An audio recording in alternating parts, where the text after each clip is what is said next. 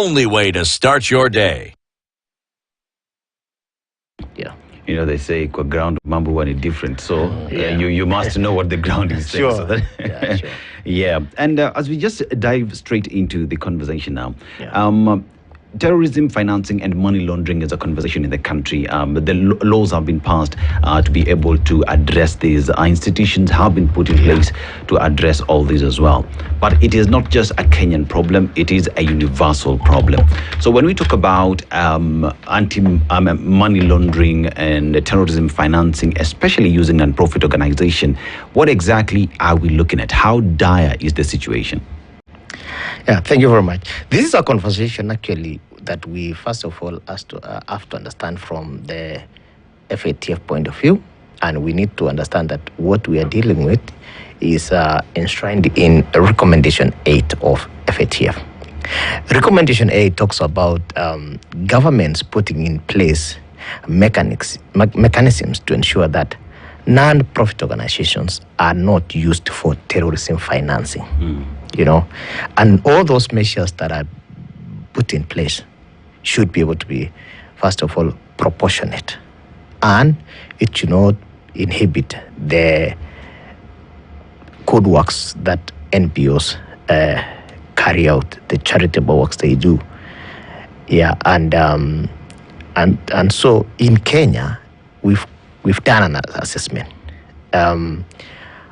Our assessment of the NPO sector in Kenya, the risk is medium low. It's not very high. That's the report that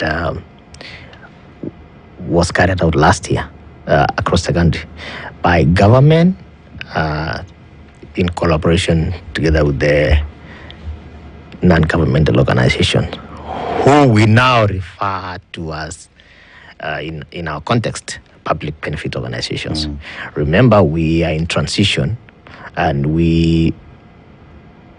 our NGOs, so to say, per se, in the country, now we are referring all of them as public benefit organizations, following the operationalization of the Public Benefit Organization Regulatory Act of 2013.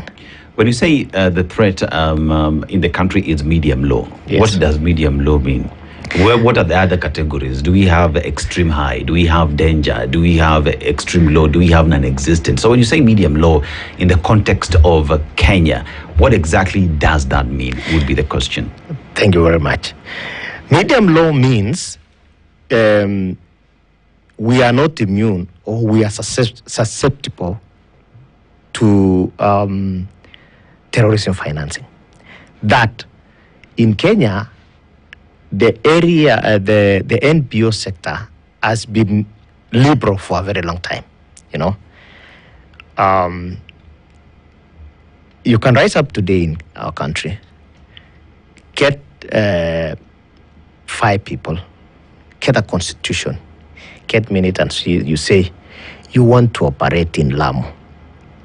You want to carry out NGO activities targeting the people of Lamu County, you know, and you will approach government, and you will go through the rigors of registration, which we do as an authority, and we will give you, by the fact that you are a Kenyan, you want to go out there, solicit for funds, carry out a public activity. When you go out there and seek funds, we will not control you. You will approach several donors, you know, and there are donors out there, and they will give you the money. Some donors will tell you, yes, we are able to fund that activity. And because of our understanding of our people, there is, and with that goodwill, the intention, they will gladly receive the money and they will engage with the activity. But if it will continue, the donor, if the donor has an ulterior motive, and if the donor actually would want you to support Al-Shabaab activities or support people who are supporting Al-Shabaab because that's our major threat in the country. The terrorism activities and attacks that we have been majorly from Al-Shabaab, you know. And remember, we have moved away from profiling the Muslim or the Islamic community that they are, or the Somali community as Al-Shabaab. You know, in Kenya, right now, you can have a Kalenjin like me.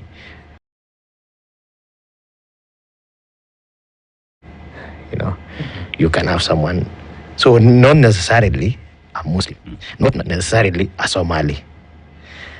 So that is why we are saying it's low medium. Apart from Al-Shabaab and the ISIS, people, you've had people that they've vanished, they've joined the ISIS area, and the numbers are low. So with that assessment that we carried out, we could confidently say, and that was a scientifically carried out study, that we are not, it is, the threat is not serious, that not all NGOs in the country are. But what we are now doing is, we are doing sensitization and awareness, which actually we are required to do as an authority, to inform all the NPOs in the country, all the VPOs in the country, that they should be aware that there is a possibility they can be used, because nothing is absolute. Yeah. I mean, Kipto, does this extend to domestic terrorism? Because you've mentioned Al-Shabaab, you've mentioned ISIS. The reason I ask that is just recently, Kenya's found itself in a situation where, for example, the president the other day said Ford Foundation was funding the Gen Zs on the streets to do what they were doing, in reference to now what later we saw as young people going to court under terrorism charges. Does this terror financing then extend to domestic terrorism? If indeed it is proved that the damage they caused, if it was about sabotage, and if it is proven beyond reasonable doubt that a certain organization funded a group of people to cause a particular damage, or to target a specific economic activity, or to target specific institution. But from where we are, we have not, we cannot ascertain that from as an authority. Within the NPOs, we do not have any particular NPO that we are saying right now they are responsible for this. But from the authorities' point of view. But what Okari is referring to is a statement that was made by none other than the President of the Republic at the time. So one would have hoped that the President had sufficient information and intelligence to support his allegations, you know. So at what point then does one sit and say, we consider these to be funding terrorism and these does not? Because remember, Kenyans we're talking about today that were taken to court were charged on terrorism charges. And remember, that statement came from the president saying Ford Foundation was the one who were funding these individuals who were charged with terrorism. How do you differentiate the same so that we do not lump people where they do not belong, and that those who are rightfully so found to be guilty are taken through the process and not playing politics?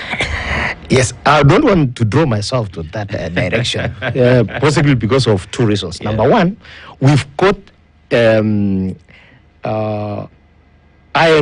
in this country that operate under the host country agreements. So, I'll not be competently able to talk about them. I will only competently talk about the BPOs or the NGOs that we regulate ourselves, you know. And also, I'd be wading into an area where, you know, there are security organs in this country who would be in a position to speak about that.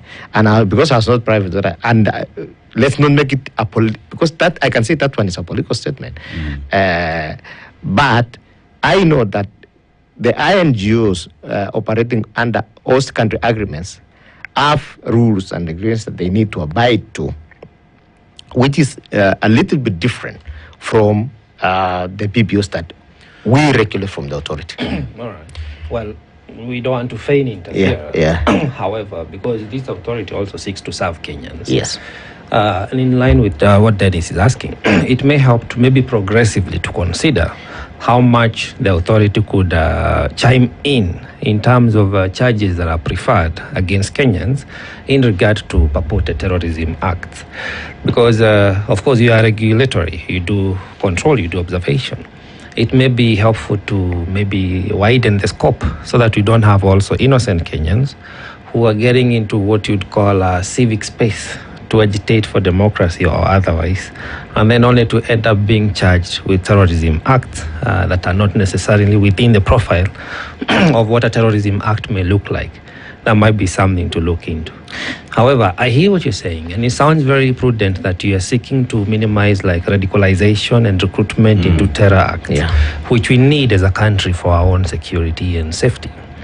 But I'm wondering how perhaps we will be able to manage, from your perspective, some of these organizations come in form of religious institutions.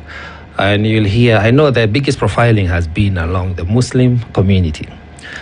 But you'll see installation or construction of masjid, schools, and those become, the hotspots of recruitment. How do you sort of control or intervene when such cases are happening? If in my community they're setting up a masjid and we are not really sure where that is coming from. Yeah. Again, that's with the religions is in the institutions. It's out of my purview. But what we are doing from the authority together with the NPOs is that right now we have an NPO working group comprising of ourselves, some investigative agencies, and the BBOs. In fact, the last 2 weeks we were in Machakos, and we've developed an assessment tool, which we are required by FATF to develop.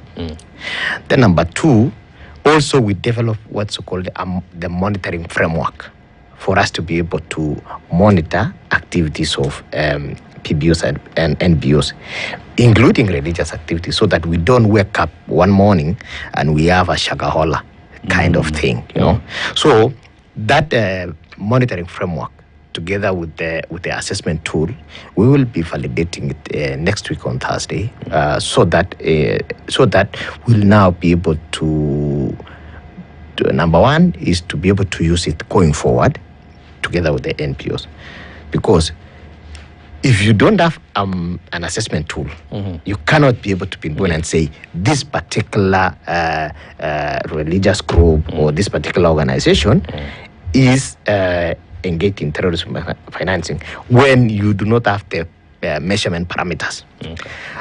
But number 2 also now, what we are required is that the monitor. So beside the tool now, we have the monitoring framework. And the reason is twofold. Number 1 is that we are able to protect legitimate NPOs from carrying out the activities. But number 2 also, we are able to observe the human rights and an organization that agitate for transparency and accountability and all that, so that we can be able to shield them. So it's twofold. We protect them and from abuse, and also we give them a platform to be able to engage in the activities. Yes. To most Kenyans, money laundering is wash. Wash, yes. So what is money laundering? And by the way, that is also an area that the recommendation 8 has not waded into so much, because money laundering is a process of using illicit of turning over illicit money that are acquired through illegal means, then you need to clean them, and that's a process. You get the money in the country, and then you invest that money in legitimate business. Businesses. Yeah. Then you now through a process called the layering, and that money that was illicit now generates revenue in income activity. You get money, build a mall. Once you build a mall, you rent shops, and you get your rent from the shops. And you have cleaned the money. You see, Dr. When we talk about money laundering, but that would call for investigations that need to happen. When you talk about terrorism financing, there is investigation that needs to happen. Yes. And this as well needs to bring everyone on board. It includes Kenyans, just so they understand the intrigues on whoever is coming in their locale, in their spaces, to say, I am here to offer aid, I am here to offer education, I am here to offer jobs. I am here to ensure that I uplift you from point A to point B, right? Yeah. And with this then would call for a multi-agency approach. So who else are you working with to ensure that investigations are done when it comes to matters to do with money laundering? Perhaps Parliament is involved. Who are you working with to ensure that you win, and it's not just a policy, that it is not just a directive that is with a certain authority, but that everyone, including Kenyans, are on board in addressing these issues? Actually, thank you very much. The whole process of FATF and monitoring illicit flows currently is multi-sectoral. We have the banks, which are the regulators. Central Bank is there, CMA, asset recovery. We have DCI, we have NIS, we have the EACC. When the ICRG group actually meet, it is wider, it's multi-sectoral, including actually the latest people that we have on board is PAC members, members of the working group, national working group, and also the Law Society of Kenya. Yeah, so it is not, and that's why, as from the point of when we are only dealing with NPOs, but also all the other sectors we are together, include even when we were developing the tool that I mentioned all of last week, all of those representatives were there, including BRS, because they also regulate they also regulate the sector, and there are organizations that also do charity organizations there, even companies limited by guarantee. Yeah, so all of us are working together so that no one is left behind, and a good number of Kenyans, not from government in those areas that I've talked about, were involved. Yeah. Kari is a security guard. In the sense that he's covered security for a very long time. I'm just listening to, and I'm remembering there was a time where a lot of forex bureaus were being used as channels of this money for terrorism. And several were actually shut down. I'm just curious at the moment, what are the industries that you can consider the highest risk zones or sectors for laundering money and being used as channels of also channeling this money for terror financing at the moment? There was a period when forex bureaus were being used a lot. You mentioned that a lot of NGOs and sometimes charitable organizations are used in this. But at the moment, what are the sectors that you're observing? Including even real estates, real estates, casinos, and that is an area that the lawyers are still grappling with. How do we bring on? You are right, the casinos, the real estates. It can also be a channel. As we are focusing on the NPOs, non-profit organization, including, although not so much the CPO, the NPOs, the big organizations, the national and the international ones.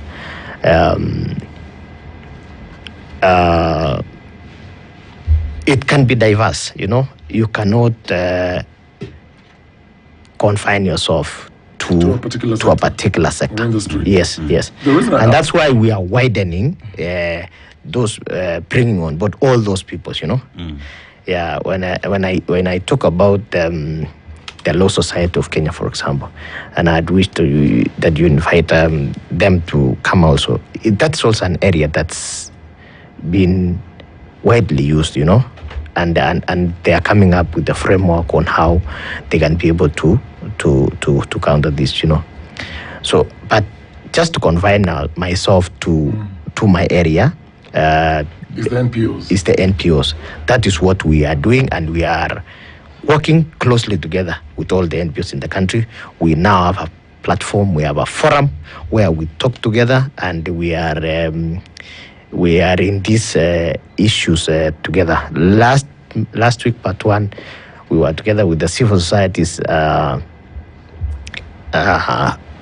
We had been invited by a group called the Civic Advisory Hub in Botswana, and we were together with Muhuri and several NPOs in the country, where we are advancing this within our sector, that we are saying we need to be careful of our donors. We need to be careful about the conditions that the donor would give you, that I'd want you to engage in this activity, And because when an organization is formed, it has its own objectives. It has its own area of scope.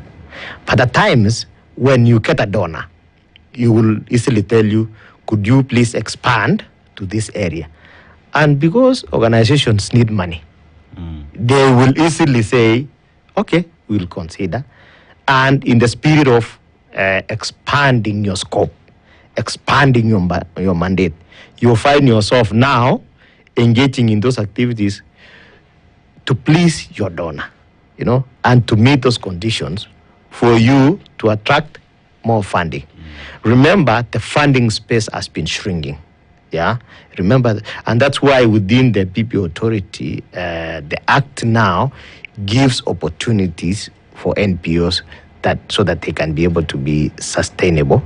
It gives them room for them to engage in business activities, income-generating activities, so long as whatever will be accrued will be plowed back into the activities of the organization. But that is assuming. Yeah. What you're saying, and it's very good. But that's assuming donor A is channeling funds to this agency. Yeah.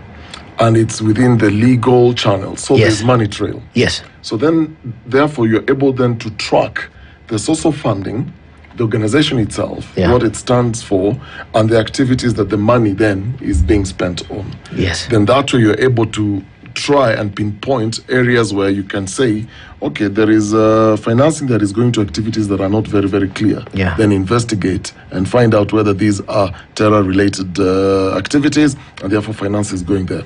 But there's a counter-argument. And in today's age of AI, artificial intelligence, Yeah. you also have criminals that have become very sophisticated, in the sense that the use of technology then keeps changing every day. So today, you're talking about crypto.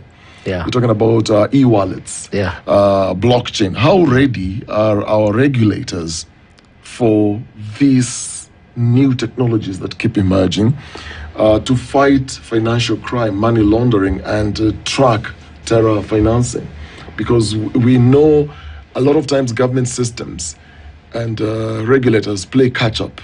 Yeah. So you have these criminals who are 10 steps ahead, and they're thinking, wait a minute, I don't even need a registered company. Get a briefcase company, shell company, whatever it is that you're going to get. But then instead of moving this money through the ordinary channel, through the banks, as we know them, let's use Bitcoin. Yes, let's use any form of crypto Blockchain, coins. yeah. And therefore, it's then difficult then to track.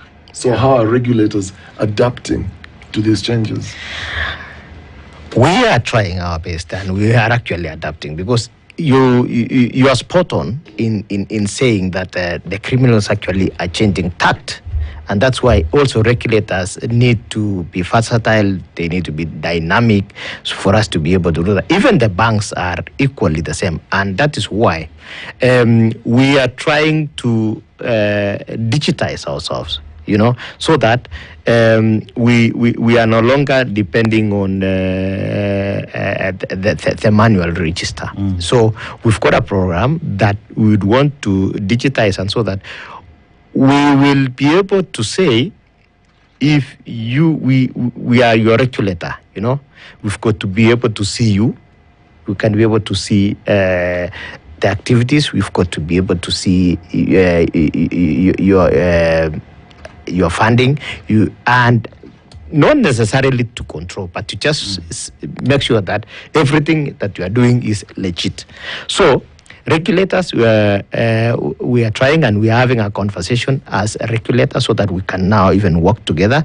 I can be able to know what BRS are doing. They can be able to know what we are doing. Companies limited by guarantees, and also within government right now, we are also trying to see and bring the donors on board. There is a conversation with the Office of the Deputy President where we are trying to get to know what is called off-budget funding. Because there are our organizations go to embassies. They get funds from the embassies. They go to, and those embassies and donors, they will give them money, and they will record that they've given Kenya government a certain amount of money. Ministry of Treasury, Finance, they will also be recording and say, because now they are not aware of that funding, and we are not aware, the figures that we attribute to a certain donor is different. Why? It's because the donor gave those money to an NPO directly. We are having a conversation where we will be asking the donors, before they give money to NPOs, they will inquire from us, number one, if they are registered, so that we know they have given money to this organization.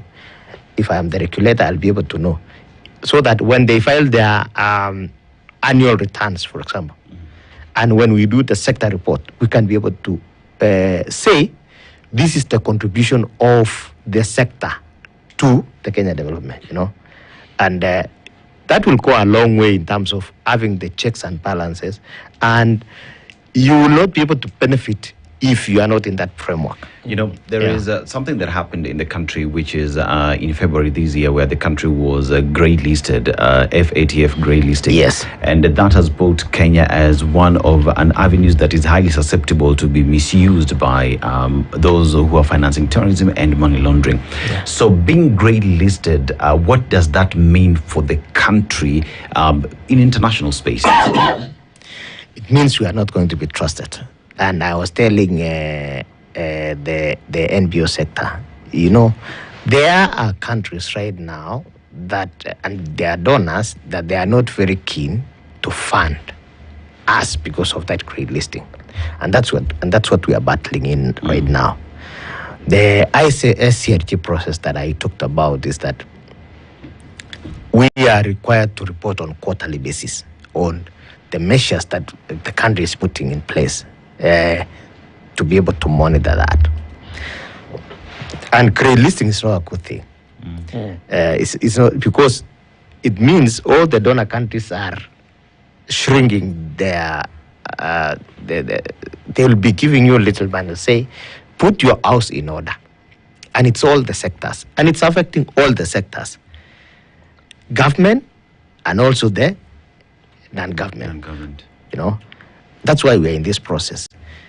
Other countries are putting in place mechanisms, and they are removing from that grey list. About 2 weeks ago, Nigeria was removed, South Africa was removed, and I think the big economies in Africa right now, Kenya is the only one which is there. Although we were there before and we were removed, now they put us back. Yeah, so we are hopeful that the issues that the FATF group wanted us to address been addressed. Like, one of the things that I had said is that we need to operationalize this act. Remember, the authority I'm heading was just NGO Coordination Board. One of the requirements was we operationalize, which this government has since operationalized it.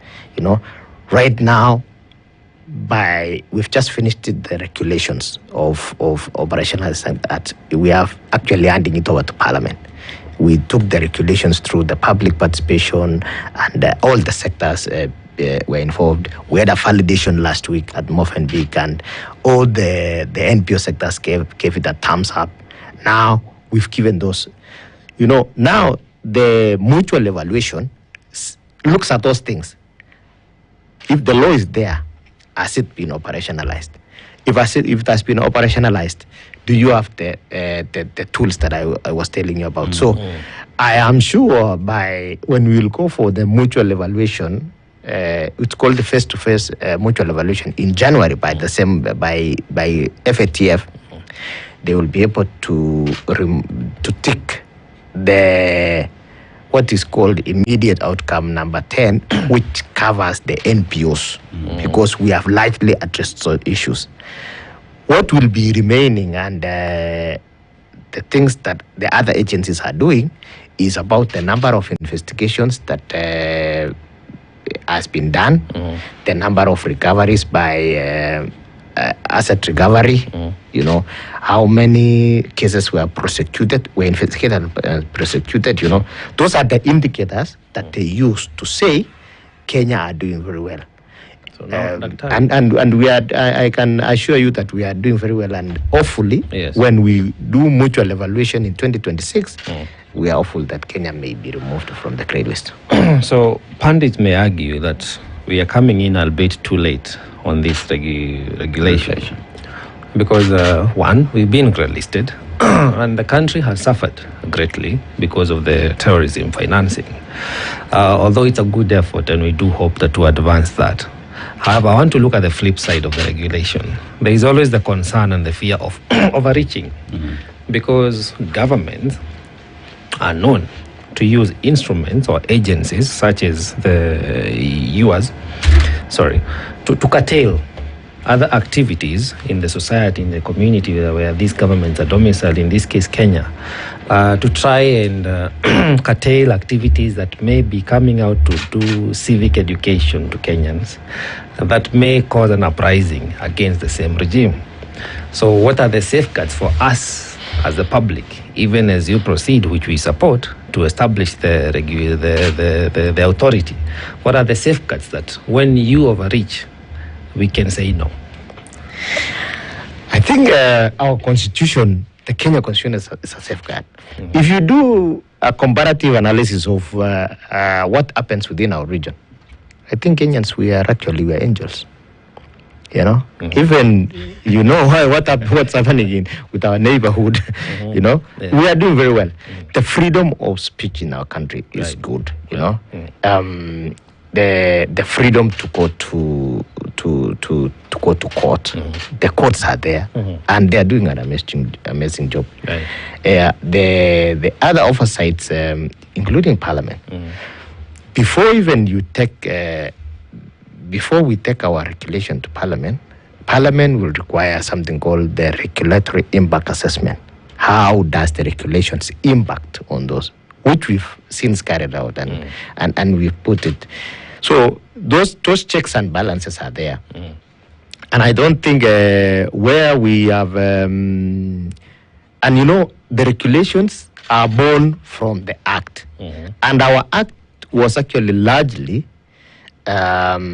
driven. In fact, it was formed and it was a private members bill, which was by the society, and we've not departed from there.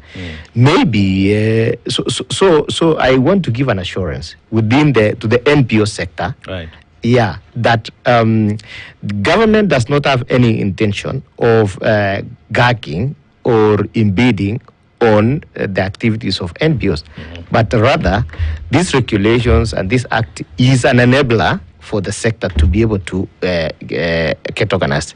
Remember, the act is is a continuation of the NGO Act of 1990. But now this is more advanced, and it is Kenyans who actually came up with it. You know, Kenyans are very good in terms of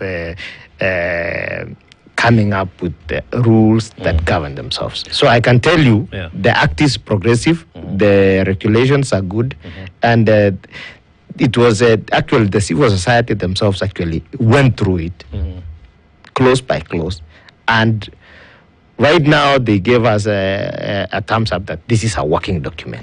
So it is not us as an authority who actually have been pushing for this, but it's a product of our collaboration and partnership together with the sector. Well, I believe you'll be under so much scrutiny because we have the Land Act that has been amended, and Kenyans are really privy to that. So it will be interesting to see how that develops. But I wanted to make a follow-up question.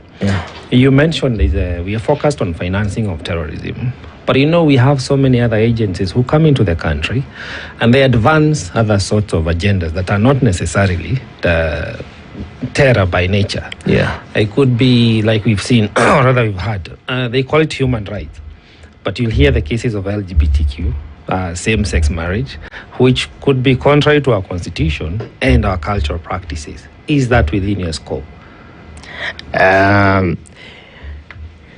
If there is an organization engaging in those activities, then that they are saying they will be focusing particular on that, then it will be within my scope.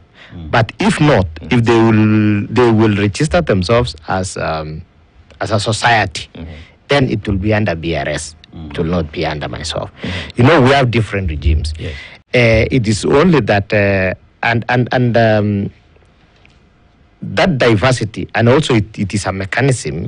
One of the checking mechanism is that where I am as an authority, I don't superintend everybody. There are people who are registered under, I said, under BRS, some under companies limited by guarantee, and now myself, and there are also those ones who are under CBOs, you know, under Ministry of Social Labor. So even having a diverse registration regimes in itself is a safeguard mechanism, so that we are not in one place and we're saying there's nothing that we can be able to do. So that one I can assure you that if indeed an organization engaging in that will be under my scope, then we'll be able to regulate.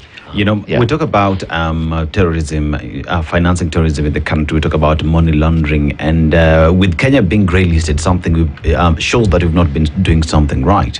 And with that then comes to speak about successes that we've seen, what it will take for us to get off that grey list. So what are some of the successes that you have seen, and how are we working towards ensuring that Kenyans are part of this conversation? Because where Kenyans are not involved, they will always be at the extreme end where they're being taken advantage of and they do not know about it. How are we involving Kenyans in this conversation in the spirit of public participation, not just about the organizations themselves, but Kenyans themselves, and successes as well that we can see? And when you find that I am being used to fund terrorism, what do you do? What happens next?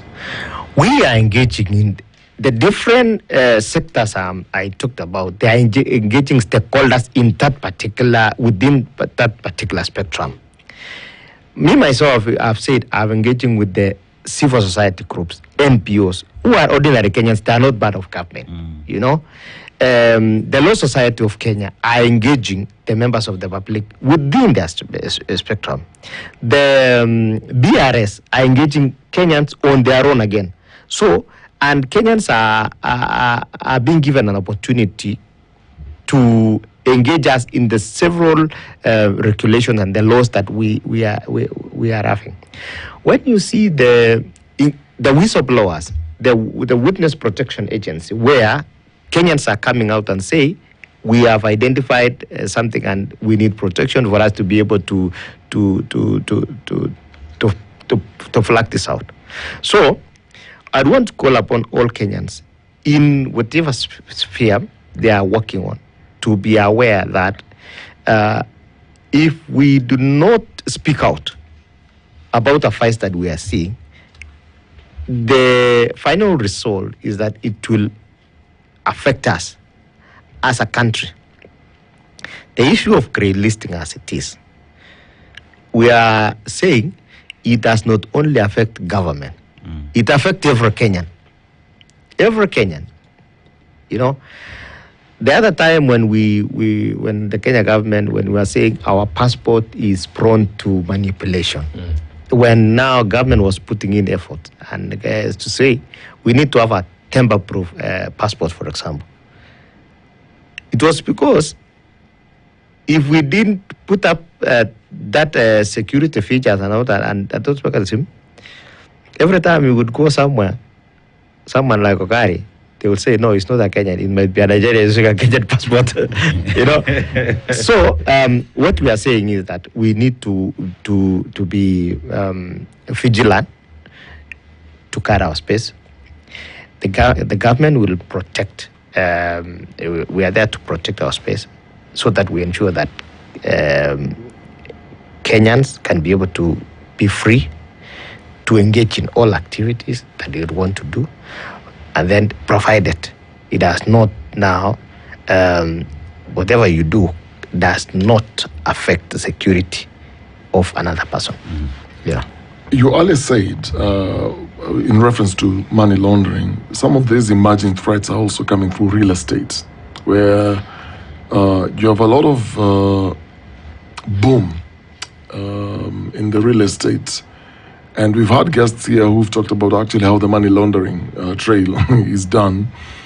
And you also alluded to the fact that you're also working closely with banks and you're having conversations with banks. And I'm thinking, a lot of this financial institutions, are they really doing a good KYC job? Because what we then tend to see, you hardly see somebody walking in giving a contractor gunia ya pesa. A bank has to be involved somewhere. Yeah. And I'm curious to then find out from you. Have we reduced some of these financial institutions, not all, to just tick boxing agencies where I'm bringing money, you're not questioning where it's coming from, you're not doing a due diligence, but provided you're bringing business to the bank, then you just tick the box and the exercise is complete. Therefore, then, it means it's easy for somebody to walk into some of these financial institutions and launder money and move this money to do any activity that they want. I'm not a banker and I'm not speaking for the bank, but it may be true. There is a possibility. And that is why the Kenya Bankers Association, the CBK as a regulator, and all the banks are right into this conversation of regulations. You know, that is why ARA is there. You know, asset recovery. You know, it is a possibility. It is a possibility that can be able to happen. So, CBK as a regulator and all the banks are part of this conversation. All the investigators, all the investigating agencies in this country, DCI, ESCC, ODPP, are in this conversation. I think the only people now that we might need to have on are actually have not seen the judiciary being part of the conversation in the face-to-face that we had. But all the people I've mentioned are part and parcel of the National Steering Working Group. And also the coordinator, our coordinator actually is the FIU, the Financial Reporting Center, FRC in our case. Yeah. So all those people you mentioned are there. And that's why nowadays in Kenya, part of this is if you move 1 million shillings, 2 million shillings, you will hear that you've been told, were you expecting some money? Yes. From where? For what purpose? You know, provide that documentation. If currently you move millions of shillings in our banks, there are high chances that you will not get that money. Dr. You know, without providing evidence, You know, Dr. There is a clear way how that money is being cleaned up. Let me just paint it for you. Yeah. We see, and I'll go straight into the works, the political class. Yeah. We see every day the political class walking around with millions and millions of shillings. You know, we politicians have showed up for a certain public engagement. There is an NGO that is doing something. Donation, 5 million shillings is there. Go do that with your job. And we talk about you cannot move 5 million shillings through the banks, but we can move 5 million shillings through activities supporting football tournaments here and there. And one sitting back would say, that right there is how we are cleaning money. Just what is the authority doing to ensure that such movements, that such initiatives that is in clear plain sight are things that you handle, you address, that will help us get out of the grey list? That's not within my purview, and I now realize why this is a hot city. And I wish you could be able to call some of the politicians that splash money around and ask them about that.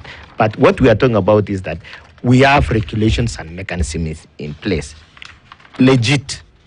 And that's what we are looking at. But these other ones, I'll not be able to tell you that's money laundering or not. But you are the ones calling them. Call them and put them in the hot seat, and then for them to be able to defend themselves and say where they got the money and what's the reason. You know, the reason why I'm bringing that is because you see, and I'm not a politician myself. When you talk about regulations and what needs to go to Parliament, you know, it is the same individuals that are seen walking around with